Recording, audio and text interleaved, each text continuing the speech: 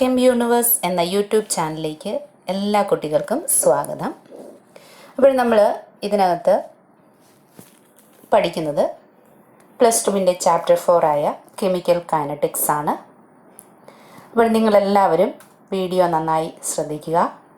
ക്ലാസ്സുകൾ മനസ്സിലായാൽ ലൈക്ക് ചെയ്യാൻ മറക്കരുത്. അതോടൊപ്പം സബ്സ്ക്രൈബ് ചെയ്യുകയും ബെല്ലൈക്കണിൽ ഓൾ എന്ന ഓപ്ഷൻ ക്ലിക്ക് ചെയ്താൽ നിങ്ങൾക്ക് എല്ലാ വീഡിയോകളും നോട്ടിഫിക്കേഷൻ കിട്ടുന്നതായിരിക്കും. കൃത്യമായിട്ട് ക്ലാസ്സുകൾ കാണുക, നിങ്ങളുടെ കമൻസുകൾ അറിയിക്കുക. അതോടൊപ്പം നിങ്ങൾ ഈ നോട്ട്സുകളൊക്കെ എഴുതി സൂക്ഷിക്കുകയും വേണം. നിങ്ങൾക്ക് നല്ലൊരു ക്ലാസ് ആശംസിച്ചുകൊണ്ട് തുടങ്ങുന്നു. 4th ചാപ്റ്ററായ കെമിക്കൽ കൈനറ്റിക്സ് ആണ് നമ്മൾ ഡിസ്കസ് ചെയ്യുന്നത്. അപ്പോൾ ആദ്യം നമ്മൾക്ക് ഇതിനകത്ത് കൈനറ്റിക്സ് എന്താണെന്ന് നോക്കാം. കൈനറ്റിക്സ് എന്ന വാക്കിന്റെ മീനിങ് നോക്കാം. കൈനറ്റിക്സ് എന്ന് പറയുന്നത് കൈനസിസ് എന്ന ഗ്രീക്ക് വേർഡിൽ നിന്ന് ഫോം ചെയ്തതാണ്. ഇതിന്റെ മീനിങ് എന്ന് പറഞ്ഞാൽ മൂവ്മെന്റ് എന്നാണ്. കൈനറ്റിക്സിന്റെ മീനിങ് മൂവ്മെന്റ് എന്നാണ്. എന്ന് വെച്ചാൽ ഇവിടെ കെമിക്കൽ കൈനറ്റിക്സ് എന്ന് പറയുമ്പോൾ മൂവ്മെന്റ് എന്തുമായി ബന്ധപ്പെട്ട് വരും?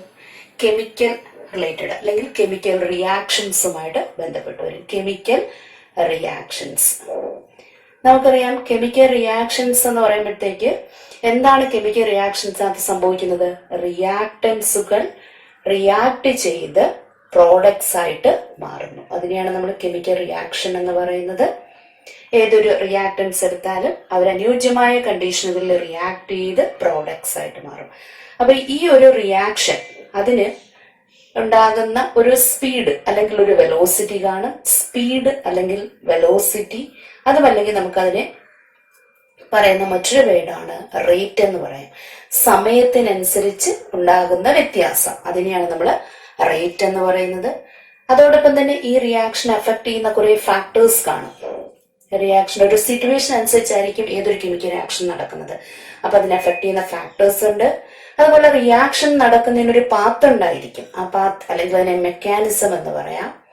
അപ്പൊ ഇത് എല്ലാം കൂടി ചേർന്ന് ഒരു കെമിക്കൽ റിയാക്ഷന്റെ ഇത്രയും ഫാക്ടേഴ്സിനെ കുറിച്ചുള്ള സ്റ്റഡിയാണ് നമ്മൾ ഇവിടെ നടത്തുന്നത്, കെമിക്കൽ കൈനറ്റിക്സ് നടത്തുന്നത്.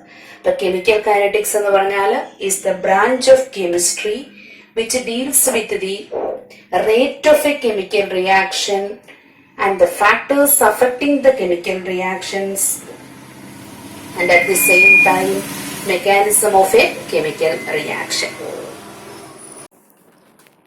Chemical kinetics എന്ന് പറഞ്ഞാൽ it is the branch of chemistry which deals with the study of a rate of reactions and the mechanism in which the molecules interact to form the products.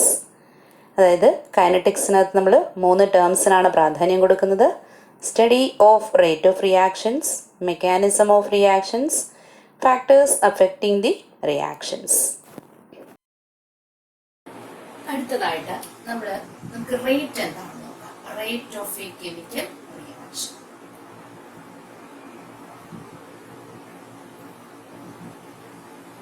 ഒരു chemical റിയാക്ഷന്റെ rate. അപ്പൊ chemical reaction നമുക്ക് എന്താ പറയാ? Reactance എന്തായിട്ട് മാറുന്നതാണ് chemical reaction എന്ന് പറയുന്നത്.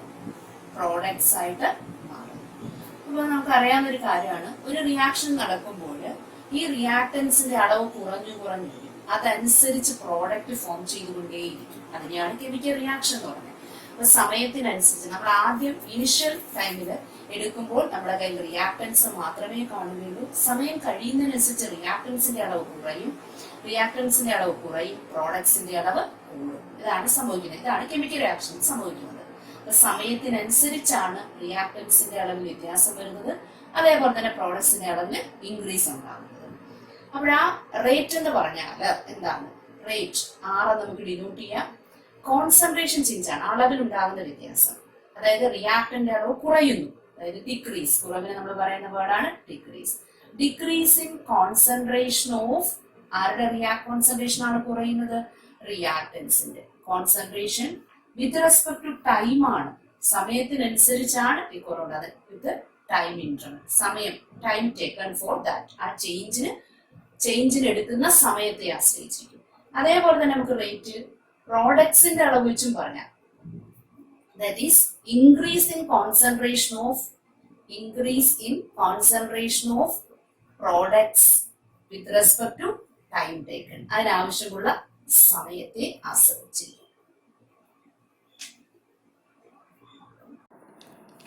A rate of a chemical reaction. It is the change in concentration of any one of the reactants or products per unit time. അടുത്തത് നമ്മൾ റേറ്റിനെ കുറിച്ച് ഡീറ്റെയിൽഡ് ആയിട്ട് പഠിക്കാം. അപ്പോൾ റേറ്റ് എന്താണെന്ന് നമ്മൾ ഓൾറെഡി പറഞ്ഞു. റേറ്റ്, രണ്ട് തരത്തിലുള്ള റേറ്റാണ് നമ്മളൊരു കെമിക്കൽ റിയാക്ഷൻ്റെ കേസിൽ പറയുന്നത്. ആദ്യത്തത് ആവറേജ് റേറ്റ് എന്ന് പറയും. First one average rate. രണ്ടാമത്തതാണെങ്കിൽ ഇൻസ്റ്റന്റേനിയസ് റേറ്റ്. രണ്ട് തരത്തിലുള്ള റേറ്റ് ആണ് നമ്മൾ എക്സ്പ്ലെയിൻ ചെയ്യുന്നത്. ആവറേജ് റേറ്റും instantaneous rate. Two types of representation of rate. They are average rate and instantaneous rate. അപ്പോൾ നമുക്കിതിനകത്ത് ഫസ്റ്റ് വൺ എക്സ്പ്ലെയിൻ ചെയ്യാം. ആവറേജ് റേറ്റ് എന്താണെന്ന് നോക്കാം. അപ്പോൾ അതിനായിട്ട് നമ്മളൊരു റിയാക്ഷൻ കൺസിഡർ ചെയ്യുന്നു. ജനറൽ റിയാക്ഷൻ എടുക്കാം. ജനറലി നമുക്കറിയാം റിയാക്ടൻസുകൾ റിയാക്ട് ചെയ്ത് പ്രോഡക്ട്സ് ആയിട്ട് മാറുന്നു. അതിനെയാണ് നമ്മൾ കെമിക്കൽ റിയാക്ഷൻസ് എന്ന് പറയുന്നത്. അവിടെ ഈ പെർട്ടിക്കുലർ റിയാക്ഷനകത്ത് റിയാക്ടൻസിന്റെ കോൺസെൻട്രേഷൻ കുറയുന്നു വിത്ത് റെസ്പെക്ട് ടു ടൈം. ഏതൊരു റിയാക്ടന്റ് എടുത്താലും ഇപ്പൊ ഒന്നിലധികം റിയാക്ടന്റ് ഉണ്ടെങ്കിൽ ഓരോരുത്തരുടെയും concentration change with respect to time ഉണ്ടാകും. അതുപോലെ പ്രോഡക്ട്സ് എത്രണ്ണം ഫോം ചെയ്താലും ഓരോ പ്രോഡക്ട്സിന്റെയും concentration increase with respect to time ഉണ്ടായിരിക്കും. അതിനെയാണ് നമ്മൾ റേറ്റ് എന്ന് പറയുന്നത്. അതിൽ ആവറേജ് റേറ്റ് എന്താണെന്ന് നോക്കാം. ആവറേജ് റേറ്റ് നോക്കുന്നതിന് നമ്മളൊരു ഗ്രാഫ് എടുത്ത് എക്സ്പ്ലെയിൻ ചെയ്തുകൊണ്ട് നമുക്ക് പറയാം. എന്തായാലും ഒരു കെമിക്കൽ റിയാക്ഷൻ പഠിക്കണമെങ്കിൽ തീർച്ചയായിട്ടും അതിന്റെ ഒരു എക്സ്പെരിമെന്റൽ വാല്യൂസ് കിട്ടുന്ന അനുസരിച്ചുള്ള ഒരു ഗ്രാഫിക്കൽ റെപ്രസെന്റേഷൻ നമുക്കിവിടെ വരയ്ക്കാം. ഇപ്പൊ ഗ്രാഫിനകത്ത് എക്സ് ആക്സിസിൽ ഞാൻ ടൈം കൊടുക്കുന്നു, വൈ ആക്സിസിൽ കോൺസെൻട്രേഷൻ ഓഫ് റിയാക്ടൻസും എടുക്കുന്നു.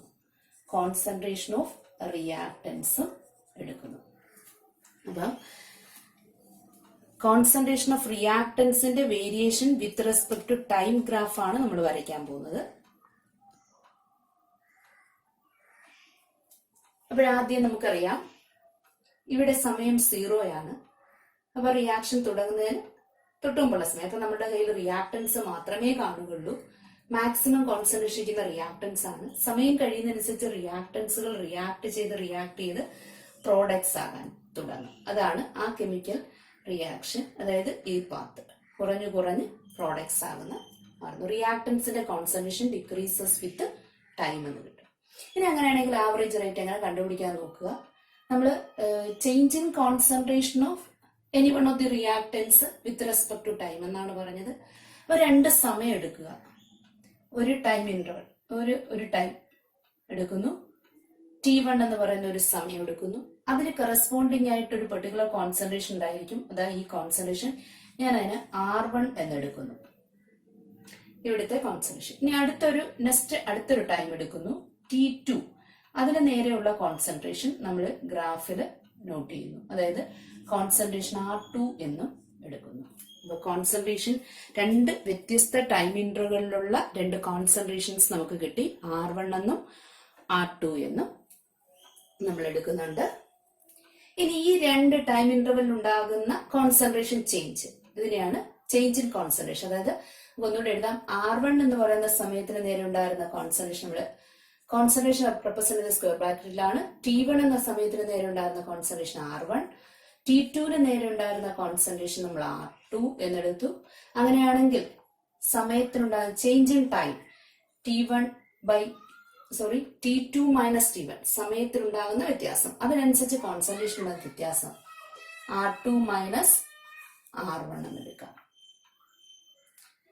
ചേഞ്ചിനെ ഡിഫറൻസിനെ നമ്മൾ ഡെൽറ്റ കൊണ്ട് റെപ്രസെന്റ് ചെയ്യുന്നു. ഡെൽറ്റ ടിക്ക് കറസ്പോണ്ടിങ് ഉണ്ടായ കോൺസെൻട്രേഷൻ ചേഞ്ച് ഡെൽറ്റ R എന്നെടുക്കുന്നു. ഇവിടുത്തെ പ്രത്യേകത എന്ന് പറയുന്നത് R1 കൂടിയ വാല്യൂ, R2 കുറഞ്ഞ വാല്യൂ. അപ്പൊ ഈ ചേഞ്ച് എന്ന് പറയുന്നത് നെഗറ്റീവ് ആയിരിക്കും.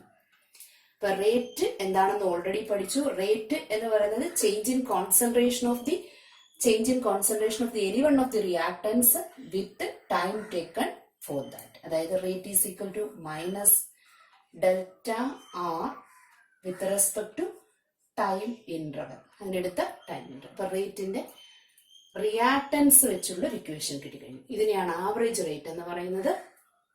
Average rate R is equal to minus delta concentration of R divided by delta T എന്ന് നമുക്ക് എടുക്കാം.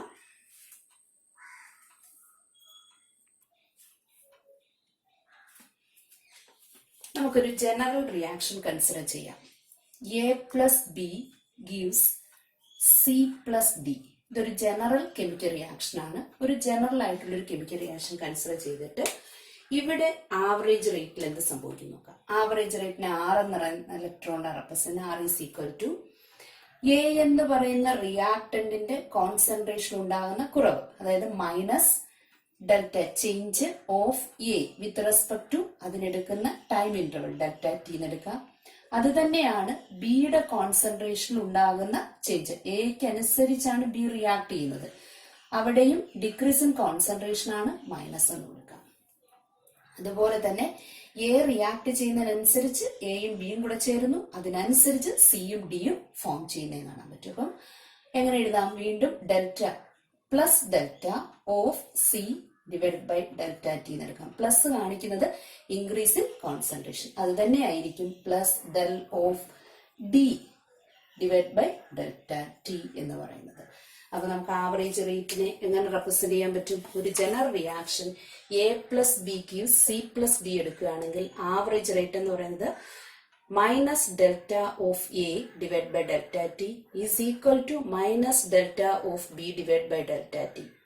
അതായത് ഡിക്രീസ് ഇൻ കോൺസെൻട്രേഷനെ കാണിക്കാനാണ് ഈ മൈനസ് കൊടുത്തേക്കുന്നത്. Decrease in concentration of any one of the reactants. എയുടെ concentration decrease with respect to time interval time taken. ബിയുടെ concentration decrease with respect to time interval. അതോടൊപ്പം തന്നെ അതനുസരിച്ചാണ് സിയും ഡിയും ഫോം ചെയ്യുന്നത്. അപ്പൊ increase in concentration change with respect to അതിന്റെ time interval or increase in concentration of D with respect to change time interval, അവിടെ എടുക്കുന്ന ടൈം ഇന്റർവൽ. അപ്പൊ റേറ്റ് എന്ന് പറഞ്ഞാൽ എന്താണ്?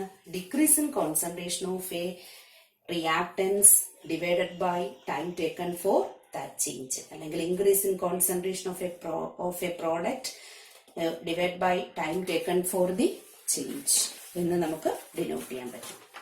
അങ്ങനെയാണെങ്കിൽ ഈ റിയാക്ഷൻ നമുക്ക് മറ്റൊരു രീതിയിലും കൂടി എഴുതാം. അതായത് ഇതൊരു ജനറൽ റിയാക്ഷൻ ആണെന്ന് പറഞ്ഞു. നമ്മൾ A plus B gives C plus D എന്ന് കൺസിഡർ ചെയ്യുന്നു. ഇതൊരു ജനറൽ റിയാക്ഷൻ തന്നെയാണ്. അതായത് ഇവിടെ 1 mole A reacts with 1 mole of B gives 1 mole of C and 1 mole of D നിർത്തും. ഇവിടെ അതിന് പകരം നമുക്ക് എല്ലാ ഇക്വേഷനകത്തും 1 mole തന്നെ വേണമെന്നില്ല. A moles of A reacts with B moles of B gives C moles of C and D moles of D form ചെയ്യുന്നതായിട്ട് നമ്മൾ കരുതുന്നു. അങ്ങനെയാണെങ്കിൽ റിയാക്ഷന്റെ റേറ്റ് എങ്ങനെ എഴുതാം? R is equal to എയുടെ കോൺസെൻട്രേഷൻ ചേഞ്ച് ആണ്, മൈനസ് തന്നെയാണ്, minus 1 by A del of concentration of A with respect to delta T, that is equal to B വെച്ച് minus 1 by B delta of del of B divided by delta T എന്നെടുക്കാം. അതോടൊപ്പം തന്നെ സിയുടെ increase ആണെങ്കിലോ plus 1 by C of delta of C divided by delta T, that is equal to plus 1 by D of del of D divided by delta T എന്ന് നമുക്ക് എടുക്കാൻ പറ്റും. അപ്പൊ ഈ രണ്ട് രീതിയിലുള്ള ആവറേജ് റേറ്റിന്റെ ഇക്വേഷൻ നമ്മൾ അറിഞ്ഞിരിക്കണം. ഇത് വെച്ചുകൊണ്ട് നമ്മൾ ചില ക്വസ്റ്റ്യൻസ് നമ്മൾ ചെയ്യുകയും കൂടെ ചെയ്യാം.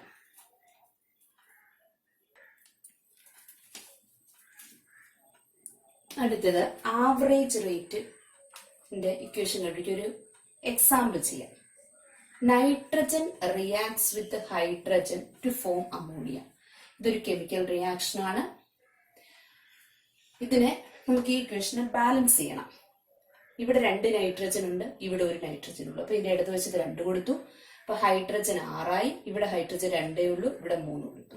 അപ്പൊ നമ്മൾ തൊട്ട് മുകളിൽ പറഞ്ഞു A moles of A reacts with B moles of B give C moles of C and D moles of D. അതേപോലെ വരത്തക്ക വിധത്തിൽ നമുക്കൊരു ഇക്വേഷൻ കിട്ടിക്കഴിഞ്ഞാൽ അപ്പോഴേ അത് ബാലൻസ് ചെയ്ത് എഴുതുക.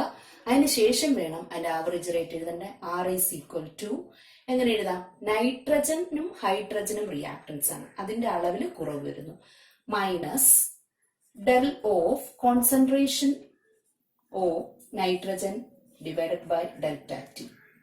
അവിടെ ഒരു മോൾ നൈട്രജനേ ഉള്ളൂ, that is equal to hydrogen reactant ആണ്, മൈനസ് വരും del of hydrogen concentration change of hydrogen with respect to delta T. ഇവിടെ 3 മോൾസ് ഉണ്ട്, അപ്പൊ നമ്മുടെ ഇക്വേഷൻ എന്തായിട്ട് മാറും? 1/3 മൈനസ് 1/3 എന്നാകും. That is equal to plus 1/2 of del of NH3 divided by delta T എന്ന് എടുക്കാം. ഇതാണ് അമോണിയ ഫോർമേഷന്റെ കേസിൽ ഉണ്ടാകുന്ന ആവറേജ് റേറ്റിന്റെ ഇക്വേഷൻ എന്ന് പറയുന്നത്. ഇതുപോലെ നമ്മുടെ ക്വസ്റ്റ്യനിൽ നമുക്ക് ധാരാളം ക്വസ്റ്റ്യൻസ് കിട്ടിക്കഴിഞ്ഞാൽ ഏതൊരു കെമിക്കൽ റിയാക്ഷന്റെയും ആവറേജ് റേറ്റ് നമുക്ക് എഴുതാൻ കഴിയും. Average rate. It may be defined as the change in concentration of any one of the reactants or products per unit time. That is, R is equal to decrease in concentration of a reactant divided by time taken for the change, or increase in concentration of a product divided by time taken for the change. അടുത്തത് instantaneous rate of A chemical reaction. അതായത് നമ്മൾ average rate already പഠിച്ചു. ഇനി അങ്ങനെയാണെങ്കിൽ instantaneous rate എങ്ങനെയാണെന്ന് നോക്കാം. നേരത്തെ പഠിച്ചതുപോലെ ആ ഗ്രാഫിക്കൽ റെപ്രസെന്റേഷനിൽ നിന്ന് തന്നെ നമുക്കൊന്ന് നോക്കാം. അവിടെ നമ്മൾ എക്സ് ആക്സിസിൽ ടൈം എടുക്കുന്നു, വൈ ആക്സിസിൽ കോൺസെൻട്രേഷൻ എടുക്കുന്നു. കോൺസെൻട്രേഷൻ ഓഫ് റിയാക്ടൻസ് ആണ് നമ്മൾ ഇവിടെ എടുക്കുന്നത്. കോൺസെൻട്രേഷൻ ഓഫ് റിയാക്ടൻസ് വൈ ആക്സിസിലും എടുത്തിട്ടുണ്ട്. ഇനി നമുക്കറിയാം 0 സമയത്തിൽ നമ്മൾ റിയാക്ടൻസ് മാത്രമേ എടുത്തിട്ടുണ്ടാവൂ. റിയാക്ടൻസിന് മാക്സിമം കോൺസെൻട്രേഷൻ ഉണ്ട്. സമയം കഴിയുന്നതിനനുസരിച്ച് അത് പ്രോഡക്ട്സ് ആകാൻ തുടങ്ങും. കോൺസെൻട്രേഷൻ ഓഫ് റിയാക്ടൻസ് കുറഞ്ഞു വരുന്നു. അപ്പൊ ഗ്രാഫിക്കൽ റെപ്രസെന്റേഷൻ നേരത്തെ വരച്ചു തന്നെയാണ്. അവിടെ നമ്മൾ 2 ടൈം ഇന്റർവെലിന് വരുന്ന കോൺസെൻട്രേഷൻ ചേഞ്ച് എടുത്തു, ആവറേജ് റേറ്റ് കണ്ടുപിടിക്കാം. ഇനി ഇൻസ്റ്റന്റേനിയസ് റേറ്റ് എന്ന് വെച്ചാൽ അറ്റ് എ പെർട്ടിക്കുലർ ഇൻസ്റ്റന്റേനിയസ് എന്ന് ഉദ്ദേശിക്കുന്നത് ഒരു പ്രത്യേക ടൈമിൽ, അതായത് ഇപ്പൊ നമ്മളൊരു കെമിക്കൽ റിയാക്ഷൻ നടക്കുന്നത് ഒരു നിശ്ചിത സമയത്തിൽ, ഇപ്പം ആദ്യത്തെ സമയം തൊട്ട് 20 സെക്കൻഡിന് ഇടയ്ക്ക് ഒരു കെമിക്കൽ റിയാക്ഷൻ നടക്കുന്നു എന്ന് പറഞ്ഞു കഴിഞ്ഞാൽ ഇതിൽ ഒരു പ്രത്യേക ടൈം 10ാമത്തെ സെക്കൻഡ് അല്ലെങ്കിൽ ഏതെങ്കിലും ഒരു മിനിറ്റ് ആണെങ്കിൽ അത് ഏതായാലും ഒരു പ്രത്യേക സമയത്ത് ഒരു ഡെഫിനറ്റ് ടൈമിൽ നമ്മൾ പറയുന്ന വേർഡാണ് ഇൻസ്റ്റന്റ്. അന്നേരമുള്ള റേറ്റിനെ പറയുന്ന പേരാണ് ഇൻസ്റ്റന്റേനിയസ് റേറ്റ്. അപ്പൊ നമ്മൾ ഇതിനകത്ത് ഒരു പ്രത്യേക ടൈം എടുക്കുന്നു, ടി എന്നെടുക്കുന്നു. ആ ടിക്ക് കറസ്പോണ്ടിങ് ആയിട്ടുണ്ടാകുന്ന concentration change with respect to time അത് കണ്ടുപിടിക്കാൻ വേണ്ടിയിട്ട് നമ്മൾ ആ പോയിന്റിൽ കൂടി കടന്നു പോകുന്ന ഒരു ടാൻജന്റ് വരയ്ക്കുക. ആ ടാൻജന്റിന്റെ സ്ലോപ്പ് നമ്മൾ കാൽക്കുലേറ്റ് ചെയ്യുക. സ്ലോപ്പ് എന്ന് പറയുന്നത് ഇവിടെ ഇത്ര എടുക്കുന്നതിന് നമ്മൾ ഡി ടി എന്നെടുക്കാം. ഈ ടൈം ചേഞ്ച് ഇതിന് കറസ്പോണ്ടിങ് ആയിട്ടുണ്ടാകുന്ന കോൺസെൻട്രേഷൻ ചേഞ്ചിന് നമുക്ക് ഡി ആർ എന്നും എടുക്കാം.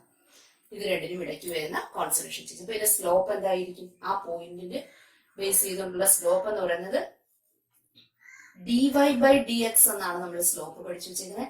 ഡി വൈ ടേം എന്ന് പറയുന്നത് ഡി ഓഫ് ആർ ആണ്, ഡിവൈഡഡ് ബൈ ഡി എക്സ് എന്ന് പറയുന്നത് ഡി ടി ആണ്. അപ്പൊ ഇതിന്റെ ഇവിടുത്തെ റേറ്റ് എന്ന് പറയുന്നത് എന്തായിരിക്കും?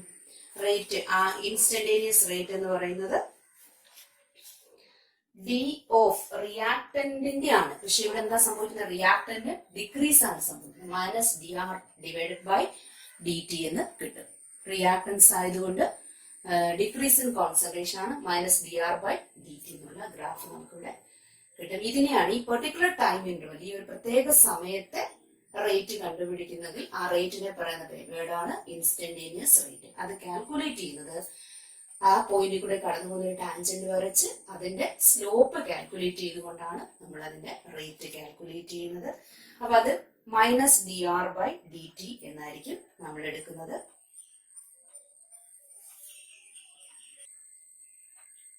അപ്പൊ ഇൻസ്റ്റന്റേനിയസ് റേറ്റ് എന്ന് പറഞ്ഞാൽ എന്താണ്? change in concentration of any one of the reactants or products at a particular instant of time. At a particular instant of time എന്നുള്ളതാണ് വളരെ പ്രാധാന്യം. അപ്പൊ ഇവിടെ നമുക്കൊരു ജനറൽ റിയാക്ഷൻ കൺസിഡർ ചെയ്യാം. A plus B gives C plus D. നമ്മൾ average rate കണ്ടുപിടിച്ച പോലെ നമുക്ക് ഇവിടെ ഇൻസ്റ്റന്റേനിയസ് റേറ്റ് ഒന്ന് കണ്ടുപിടിച്ച് നോക്കാം. അപ്പൊ ഇൻസ്റ്റന്റേനിയസ് റേറ്റിന് നമുക്ക് എങ്ങനെ ഇക്വേഷൻ എഴുതാം എന്ന് നോക്കാം. Instantaneous rate.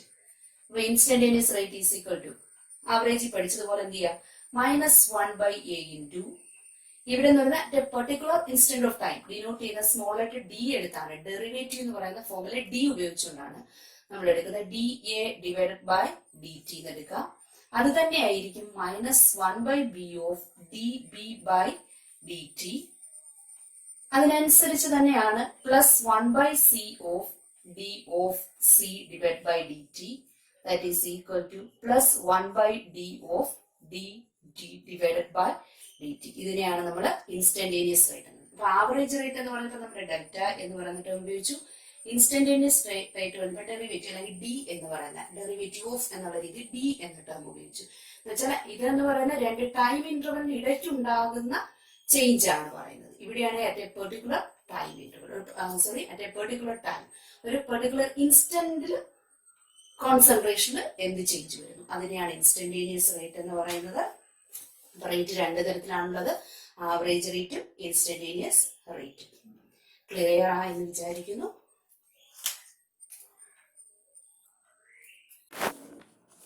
Instantaneous rate. It may be defined as the change in concentration of any one of the reactants or products at a particular instant of time. അടുത്ത നമുക്ക് units of rate. Units of rate, റേറ്റിന്റെ unit എന്താണെന്ന് നോക്കാം. ഇപ്പൊ rate എന്ന് പറഞ്ഞാൽ എന്താണെന്നാ മനസ്സിലാക്കിയത്. Rate is equal to change in concentration ആണ്. Change in concentration with respect to time taken. Time taken അതിന് വേണ്ടിയിട്ട് എടുത്ത സമയം. ആ കോൺസെൻട്രേഷൻ ചേഞ്ച് പിന്നെ ഉണ്ടായ കോൺസെൻട്രേഷൻ ചേഞ്ച് സംഭവിക്കുന്നതിന് കറസ്പോണ്ടിങ് ആയിട്ടുള്ള ടൈം ടേക്കൺ. അതായത് rate is the change in concentration of any one of the റിയാക്ടൻസും ആകാം, എനി വൺ ഓഫ് ദി പ്രോഡക്ട്സും ആകാം. കറസ്പോണ്ടിങ് ഉണ്ടാകുന്ന ടൈം ടേക്കണുമാണ് change in concentration with respect to time എന്നെടുക്കുക. അങ്ങനെയാണെങ്കിൽ റേറ്റിന്റെ യൂണിറ്റ്സ് എന്താണെന്നാണ് ചോദിച്ചിരുന്നത്. അപ്പൊ കോൺസെൻട്രേഷന്റെ യൂണിറ്റ് നമുക്ക് അറിഞ്ഞിരിക്കണം, സമയത്തിന്റെ യൂണിറ്റ് പറഞ്ഞാൽ മതി. അങ്ങനെയാണെങ്കിൽ റേറ്റിന്റെ യൂണിറ്റ് നമുക്ക് കണ്ടുപിടിക്കാം. കോൺസെൻട്രേഷന്റെ യൂണിറ്റ് നമ്മൾ സാധാരണ മോൾ പെർ ലിറ്റർ അല്ലെങ്കിൽ mole litre raise to -1, mole per litre അല്ലെങ്കിൽ മോൾ ലിറ്റർ റേസ് ടു -1 എന്നാണ്. ടൈമിന്റെ ആണെങ്കിലോ സെക്കൻഡ് ആണ് നമുക്കറിയാം. അങ്ങനെയാണെങ്കിൽ റേറ്റിന്റെ ഇക്വേഷൻ എന്തായിരിക്കും? ന്യൂമറേറ്ററിൽ മോൾ ലിറ്റർ റേസ് ടു -1 വരും, മോൾ ലിറ്റർ റേസ് ടു -1ഉം ഡിനോമിനേറ്റർ നമുക്ക് സെക്കൻഡ് വരും. അപ്പൊ നമ്മുടെ റേറ്റിന്റെ യൂണിറ്റ് എന്താണ്? Mole litre raise to -1 second raise to -1. ഇതായിരിക്കും റേറ്റിന്റെ യൂണിറ്റ്. Mole litre raise to -1 second raise to -1.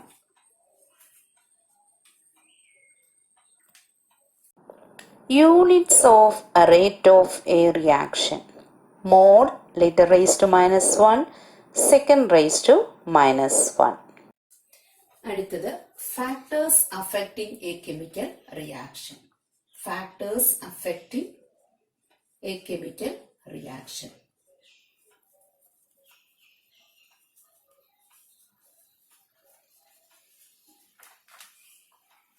നമുക്ക് അറിയാവുന്ന കാര്യങ്ങളൊക്കെ പറയാം. ഒരു കെമിക്കൽ റിയാക്ഷൻ എന്ന് പറഞ്ഞാൽ എന്താണ്?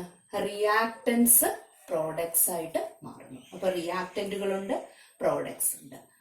അപ്പൊ ഇതിനകത്ത് ഈ പെർട്ടിക്കുലർ കെമിക്കൽ റിയാക്ഷൻ, ഏതൊരു കെമിക്കൽ റിയാക്ഷൻ എടുത്താലും റിയാക്ടന്റിന്റെ നേച്ചറിനെ ആശ്രയിച്ചിരിക്കും chemical reaction. Nature of reactants, അതോടൊപ്പം തന്നെ ഫോം ചെയ്യുന്ന പ്രോഡക്ട്സും ആ കെമിക്കൽ റിയാക്ഷനെ എഫക്ട് ചെയ്യും. Nature of reactants and products. ഇപ്പൊ കെമിക്കൽ റിയാക്ഷൻ എഫക്ട് ചെയ്യുന്ന ഒരു ഫാക്ടർ എന്താണ്? Nature of reactants and products. അതേപോലെ തന്നെ റിയാക്ടന്റ് പ്രോഡക്റ്റ് ആയി മാറുമ്പോൾ അതിന്റെ അളവ് അല്ലെങ്കിൽ കോൺസെൻട്രേഷൻ ഓഫ് റിയാക്ടൻസ് ആൻഡ് പ്രോഡക്ട്സും കെമിക്കൽ റിയാക്ഷനെ അഫക്ട് ചെയ്യും. Concentration of reactants and products. ഇനി അടുത്തത് നമുക്ക് അറിയാവുന്ന മറ്റൊരു ഫാക്ടർ, നമുക്ക് തന്നെ കെമിക്കൽ റിയാക്ഷന്റെ കേസിൽ അറിയാവുന്നതാണ്. ചില കെമിക്കൽ റിയാക്ഷൻ നടക്കണമെങ്കിൽ റൂം ടെമ്പറേച്ചർ നടക്കണമെന്നില്ല. നമ്മൾ സൊല്യൂഷന്റെ കേസിലൊക്കെ ചില സോലിബിലിറ്റി ഒക്കെ പറയുന്ന സമയത്ത് നമ്മൾ ചൂടാക്കുന്ന കഥകളൊക്കെ പറയുന്നുണ്ട്. അപ്പോൾ കെമിക്കൽ റിയാക്ഷൻ നടക്കണമെങ്കിൽ ടെമ്പറേച്ചർ ഫാക്ടർ പ്രധാനമാണ്. അപ്പോൾ കെമിക്കൽ റിയാക്ഷൻ നടക്കണമെങ്കിൽ ചിലപ്പോൾ ടെമ്പറേച്ചർ കൂട്ടേണ്ടി വരും, ചിലപ്പോൾ ടെമ്പറേച്ചർ കുറയ്ക്കേണ്ടി വരും. അപ്പോൾ ടെമ്പറേച്ചറും കെമിക്കൽ റിയാക്ഷൻ എഫക്ട് ചെയ്യുന്ന ഒരു ഫാക്ടറാണ്. അടുത്ത ചില കെമിക്കൽ റിയാക്ഷൻ നടക്കുന്ന കാറ്റലിസ്റ്റിന്റെ സാന്നിധ്യത്തിൽ മാത്രമേ ഉള്ളൂ നമ്മൾ പഠിച്ചിട്ടുണ്ട്. അപ്പൊ presence of catalyst, chemical reaction effect ചെയ്യുന്ന മറ്റൊരു ഫാക്ടർ ഏതാണ്? Presence of catalyst. പിന്നെ സർട്ടൻ കെമിക്കൽ റിയാക്ഷൻസ് ലൈറ്റിന്റെ സാന്നിധ്യത്തിൽ മാത്രമേ നടക്കുകയുള്ളൂ, പ്രസൻസ് ഓഫ് ലൈറ്റ്. അപ്പൊ കെമിക്കൽ റിയാക്ഷൻസിനെ എഫക്ട് ചെയ്യുന്ന ഫാക്ടേഴ്സ് ആണ്. ഇനി 6th വൺ, ഇനി ഈ നമ്മൾ എടുത്തിരിക്കുന്ന റിയാക്ടൻസിന്റെ നേച്ചർ ഉണ്ടെന്ന് പറഞ്ഞു, കോൺസെൻട്രേഷൻ ഉണ്ടെന്ന് പറഞ്ഞു. ചില കെമിക്കൽ റിയാക്ഷൻസിനകത്ത് റിയാക്ടന്റെ സർഫസ് ഏരിയ ഇൻക്രീസ് ചെയ്യുന്നു. സർഫസ് ഏരിയ എന്നുകൊണ്ട് ഉദ്ദേശിക്കുന്നത് നമ്മൾ എടുത്തിരിക്കുന്ന റിയാക്ടൻസിനെ ഇപ്പൊ സോളിഡ് ഫോമിലൊക്കെയുള്ള റിയാക്ടൻസ് ആണെങ്കിൽ നമുക്ക് സോളിഡ് ഷേപ്പിൽ അങ്ങനെ ഉപയോഗിക്കുന്ന സബ്സ്റ്റൻസ് ഉണ്ട്. അതിനെ നല്ലപോലെ തരിതരികളാക്കി നമ്മൾ ഇട്ട് കഴിഞ്ഞാൽ, നല്ലപോലെ പൊടിച്ചിട്ട് കഴിഞ്ഞാൽ ഇതിന്റെ സർഫസ് ഏരിയ വെച്ച് നോക്കുമ്പോൾ ഈ തരിതരിയായിട്ടിരിക്കുന്ന ചെറിയ പാർട്ടിക്കിൾസിന്റെ സർഫസ് ഏരിയ കൂടും. അപ്പൊ സർഫസ് ഏരിയ കൂടുമ്പോൾ കൂടുതൽ കെമിക്കൽ റിയാക്ഷൻ നടക്കാൻ സാധ്യതയുണ്ട്. അപ്പൊ സർഫസ് ഏരിയയും ഒരു ഫാക്ടറായിട്ട് ചില കെമിക്കൽ റിയാക്ഷൻസിനകത്ത് വരും. സർഫസ് ഏരിയ ഓഫ് റിയാക്ടൻസ്, നമ്മൾ എടുത്തിരിക്കുന്ന റിയാക്ടൻസിന്റെ സർഫസ് ഏരിയ. ഇനി ഗേഷ്യസ് കെമിക്കൽ റിയാക്ഷൻസ് ഒക്കെയാണ്. ഗേഷ്യസ് റിയാക്ഷൻസ് ആണെങ്കിൽ അവിടെ പ്രഷറിനും പ്രത്യേക സാന്നിധ്യം ഉണ്ടായിരിക്കും. അപ്പൊ factors affecting A chemical reaction, ഒരു റിയാക്ടൻസ് പ്രോഡക്ട്സ് ആയി മാറുന്നതിനെ പറയുന്ന പേരാണ് കെമിക്കൽ റിയാക്ഷൻ. അതിനെ എഫക്ട് ചെയ്യുന്ന ഫാക്ടേഴ്സ് ആണ് ഇവിടെ പറഞ്ഞേക്കുന്നത്. Nature of reactants and products, concentration of reactants and products, temperature, presence of catalyst, presence of light, surface area of reactants, in the case of gaseous reactants, pressure. ഇത്രയും കാര്യങ്ങളാണ് നമ്മൾ factors affecting chemical reaction എന്നതിനകത്ത് അറിഞ്ഞിരിക്കേണ്ടത്.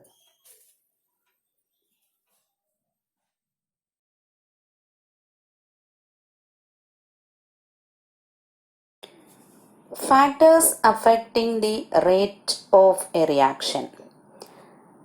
First one, concentration of the reactants. Second, nature of the reactants and products. Third, temperature. Fourth, presence of catalyst. Fifth, presence of light. And finally, surface area of reactants. കൈനറ്റിക്സിൻ്റെ part 1 എല്ലാവർക്കും മനസ്സിലായി കാണുമെന്ന് വിചാരിക്കുന്നു. എല്ലാവരും subscribe ചെയ്യാൻ മറന്നു പോകരുത്. ഇനി അടുത്ത വീഡിയോയുമായി നമുക്ക് അടുത്ത ക്ലാസ്സിൽ കാണാം.